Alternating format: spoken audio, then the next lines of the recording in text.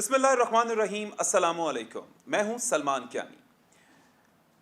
नाज़रीन, मीडिया से मेरा ताल्लुक़ है और मैं आज एक अपना मसला के जो कि एक बड़ा मसला है मेरे लिए, ख़ास तौर पर इस मीडिया में रहते हुए जिस सूरत हाल से मैं दो चार हूँ, मैं ये सोचता हूँ कि मीडिया के लोग अगर इस किस्म की सूरत हाल से दो चार हैं, तो आम लोग के जिनको हम इंसाफ दिलवाने के दावे करते हैं, उनके साथ क्या होता होगा। मैं आपको बताता चलूँ कि हमारा एक प्लॉट जो कि मेरी वालदा ने 2005 में, बल्कि 4 प्लॉट्स जो थे 5 मरलास के, फॉर्मनाइट्स सोसाइटी बदनाम ज़माना उसके फ़ेज़ 2 में जो है वो ख़रीदे थे। 2011 में हमें पता चलता है कि उसका सिरे से जो सोसाइटी है उसका वजूद ही नहीं। हमने थोड़ा सा एहतजाज किया तो उसका मालिक ज़हूर वट्टू कि जिसने उन तमाम प्लॉट्स को कंबाइन करते हुए हमसे ओरिजिनल डॉक्यूमेंट्स रख लिए, 5 प्लॉट्स को कंबाइन करते हुए एक 5 मरले का प्लॉट फ़ेज़ 1 में दे दिया। और उसके साथ ही एक और काम उसने ये किया कि जनाब ये प्लॉट जो है, मैं आपने क्योंकि 14 लाख रुपए आपके बनते हैं, 7.5 लाख रुपया मैं एडजस्ट करता हूँ इस प्लॉट की मद में, बकाया मैं आपको पर मंथ 1-1 लाख रुपया देता रहूँगा। लेकिन हमेशा की तरह, क्योंकि ये जो फ्रॉडिये होते हैं और वो फ्रॉडिये के जो अब इतने बड़े बन चुके हैं कि कानून के लिए इस वक्त यूँ लगता है कि उन पर हाथ डालना मुश्किल हो गया है। वो 1-1 लाख रुपया उसने देने का वादा किया, लेकिन उसने किसी तौर पर भी वो पैसे वापस नहीं किए। और अब कहानी में जहाँ से ज़्यादा ट्विस्ट आता है और एक प्रॉब्लम जो है वो बड़ी सामने आती है, वो ये कि 2019 में हम अपने इस प्लॉट पर कंस्ट्रक्शन के लिए जाते हैं। तो 2019 में ही कुछ लोग हमारे पास आ जाते हैं ड्यूरिंग द कंस्ट्रक्शन, हमने अभी खुदाई की है, तो वहाँ पर आकर कहते हैं कि जनाब कि ये जो प्लॉट है ये हम खरीद चुके हैं। जब हमने उनसे पूछा कि आपने ये प्लॉट किस तरह से खरीदा, तो उसने कहा क्योंकि जी ज़हूर वट्टू को 2015 में नैब ने पकड़ लिया था।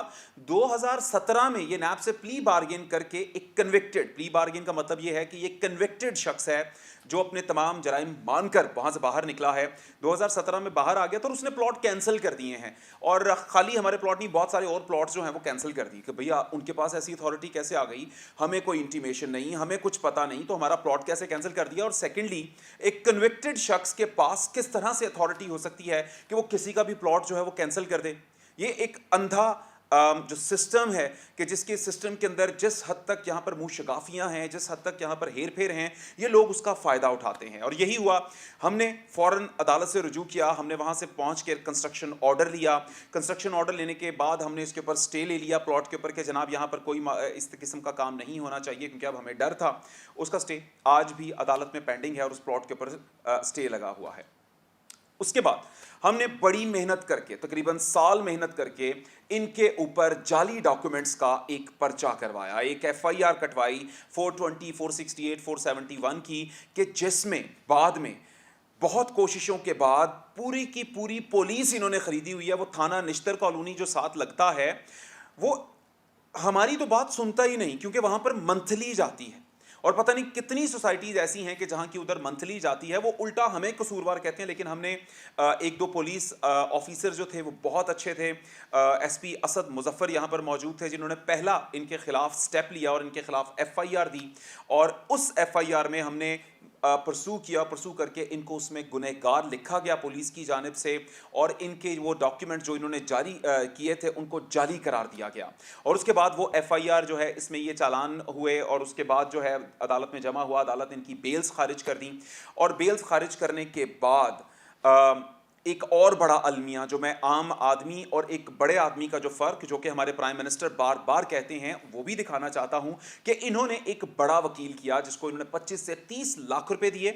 और उसके बाद एक और जो जज थे, उनका नाम मैं लेना मुनासिब नहीं है, उनसे इन्होंने फ़ौरन अपनी जो है वो बेल्स करवा ली। यहां पर भी पैसा काम आया। हम राइट पर होने के बावजूद हम हार गए यहां पर, लेकिन इनका पीछा नहीं मैंने छोड़ा। अब सुप्रीम कोर्ट में हम जा चुके हैं और इंशाल्लाह वहां से हमें इंसाफ की उम्मीद है, और इन जैसे जो कब्जा माफिया हैं और जो बड़े बड़े लोग हैं उनके ऊपर हाथ जलेगा। बात यहाँ पर करने की ये है कि मैं अब फिर कुछ दिन पहले मुझे पता चला कि मेरे प्लॉट, हालांकि वहाँ पर हमारी कंस्ट्रक्शन जो लगी हुई थी, जो दीवार हमने बनवाई थी, वहाँ पे दरवाज़ा लगा था। इन्होंने क्या किया, इन्होंने रातों रात, क्योंकि सोसाइटी में इनका होल्ड है, इन्होंने सोसाइटी में गुंडे पाले हुए हैं। उन गुंडों को असलहा दिया हुआ है, वो असले के ज़ोर के ऊपर लोगों के ऊपर जाते हैं, तशद्दुद करते हैं और वहाँ से उन लोगों को भगाते हैं और इनकी जो 2 नंबरी है उसको कवर करते हैं। वो फिर लोग वहाँ पर पहुँचे, उन्होंने, हमने जो दीवार की थी, हमारा जो दरवाज़ा लगा हुआ था, वो भी मैं इसमें फुटेज जो है साथ शेयर कर रहा हूँ, पैरेलल जो है आप देख सकते हैं कि ये हमारी उसके ऊपर वहाँ पर मौजूद था। इन्होंने रातों रात उसको गायब किया, फिर जिसके ऊपर मैंने इनके ऊपर एफआईआर कटवाई और उसमें भी ये गुनहगार है। हमारा यहाँ पे बोर्ड लगा हुआ था, उसको उतार के ले गए, गायब कर दिया रातों रात। ये सारे काम रात को करते हैं क्योंकि उनको पता है कि मालिकान नहीं है यहाँ पे, जो मर्जी करें हम।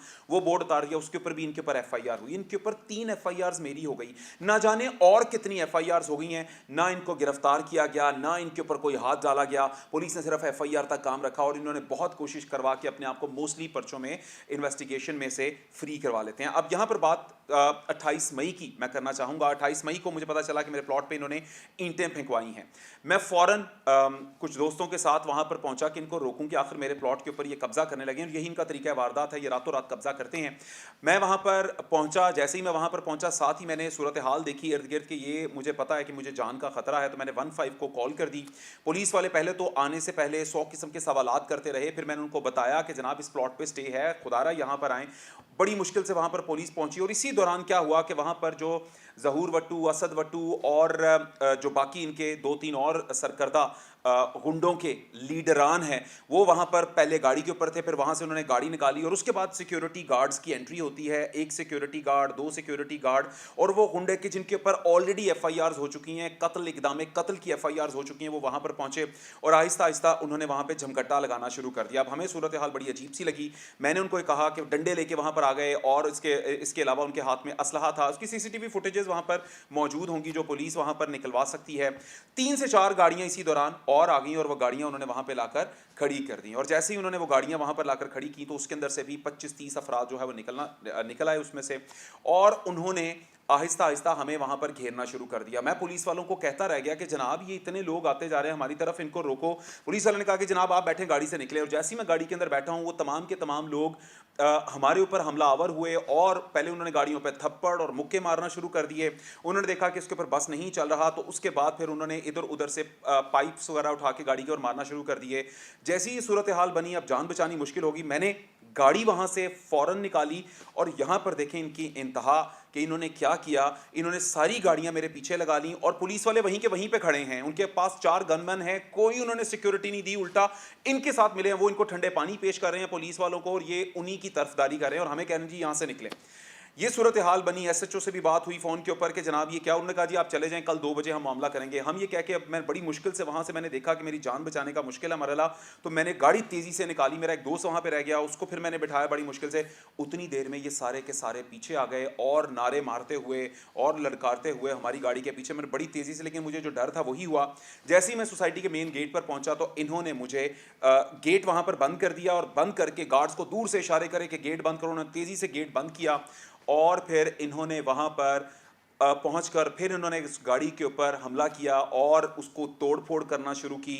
उन्होंने काफ़ी कोशिश की, हाथ मुक्के मारते हुए नहीं हुआ तो फिर आहिस्ता-आहिस्ता किसी ने चेयर उठा के गाड़ी के ऊपर मारी। फिर उसके बाद एक बंदा जो है वो कहता है कि नहीं यार ठहरो, वो रॉड जाके लेकर आया लोहे का और उसने मारा। यानी कि मुझे, अगर मैं उस टाइम लॉक्ड ना होता, गाड़ी का उस टाइम अंदर ना होता तो यहाँ पर कत्ल किया जा सकता था, कुछ भी हो सकता था।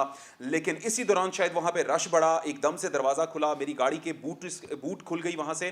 तो बूट में पड़ा, इन्होंने बैग निकाल लिया, उसमें मेरा लैपटॉप, बाकी चीज़ें वहाँ से निकाल ली और उसके बाद वहाँ से मैंने तेज़ी से, जैसे गेट खुलते देखा, मैंने गाड़ी तेज़ी से निकाली। ये तमाम सूरत हाल कि जिससे मैं नबर्द आज़मा हुआ, मैंने ये सूरत हाल फेस की। लेकिन अब पिछले 3 दिन से हम पुलिस के चक्कर लगा रहे हैं ऊपर से लेकर नीचे तक, लेकिन एफआईआर नहीं दी गई। उम्मीद यही करता हूं कि कल तक इनके खिलाफ एफआईआर होगी या ये वहां पर पेश हुए, इन्होंने अपनी तरफ से कुछ दे दिया कि जनाब ये वहां पर आए, हालांकि हमारा वहां पे प्लॉट है। इनका कोई मकसद नहीं था कि ये वहां पर इकट्ठे हों। ये 3-4 गाड़ियां, ये सीसीटीवी फुटेजेस मौजूद हैं।